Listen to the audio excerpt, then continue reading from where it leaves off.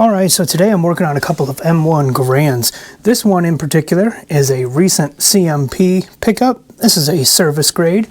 Now it came with this beautiful looking new production walnut stock from the CMP that's marked here. And the top handguard was also new production, matched really well. However, the front handguard was an older style and has that been there, done that look. So I was thinking that this deserves to have something that matches it. So I was able to pick up a new production front handguard that I'm going to put with this, a little bit of staining or just a little bit of oil, excuse me, and that will match up pretty good. Now, I just thought I'd hit record on here and talk about a couple of things.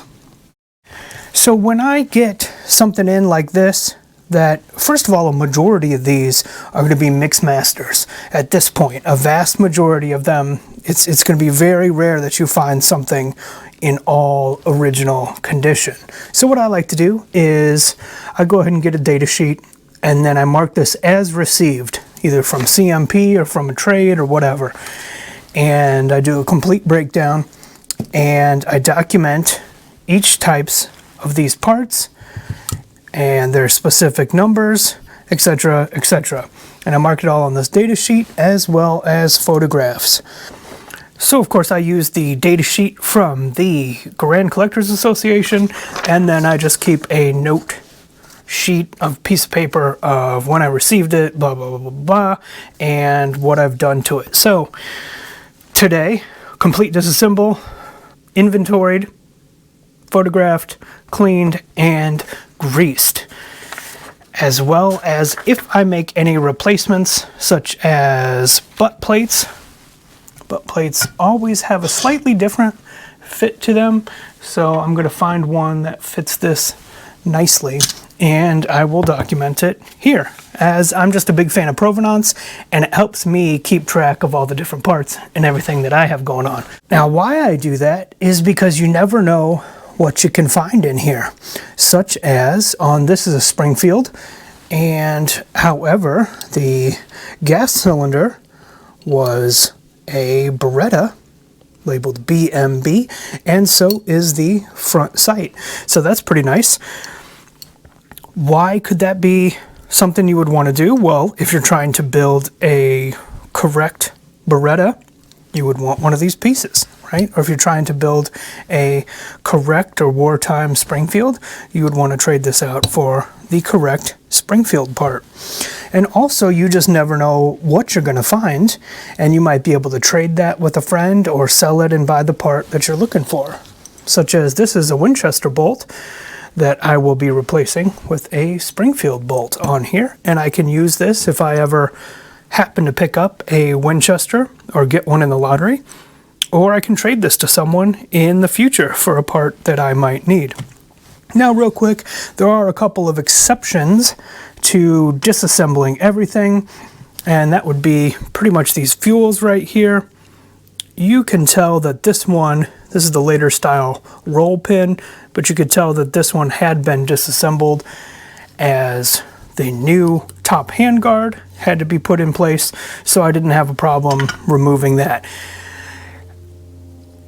A word of caution is if you don't see any marks, or if you don't see any signs of disassembly, and it's an older style part, I would leave it in place. You know, those can be few and far between. Now, the other reason I like to completely break this down is because there are quite a bit of dried grease chunks and other things in here. Now, the folks at the CMP are really great, and their armors are fantastic. However, I prefer to get in there and do a little deeper cleaning, get all that stuff out and grease it to my specific specifications. Now, again, I'm going to take inventory on all of these parts, and I'm going to find a nice receiver that this stock set will be more fitting for. as well as interchange a couple of stocks to fit this well-worn Springfield mid-40s receiver. Now this barrel has been replaced in, well, it's a 1953 barrel, so you don't know when they replaced it, but it is a replacement barrel. And so, you know, there's that. But it's always interesting to get in there and see what you're working with. The other thing was this had a nice set of lock bar sights on here, and I'm going to use these on the recent rack grade that I got and unboxed on the 4th of July, and that one is turning out to be one of my favorites. At first I wasn't too sure about it, but man, it's coming along really well. Has that original barrel and a couple other parts, so this will fit on there nicely. So I'm going to go ahead and get into this trigger pack, but before I got too far along, I wanted to hit record and see if I could make a quick little video, and if anyone else had any different suggestions on how I can better document these types of things, or what's your personal preference, and do you have a certain way that you keep your own provenance in like a spreadsheet or something along those lines. Anyway, I find this really helpful just to keep track of parts and what I have and what I need, what I'm looking for, all that sort of thing. So anyway, I just thought this might help someone else out there. Of course, you can do what you want with yours. This is just how I do things. So until next time, keep your fingers off the trigger. We'll see you later.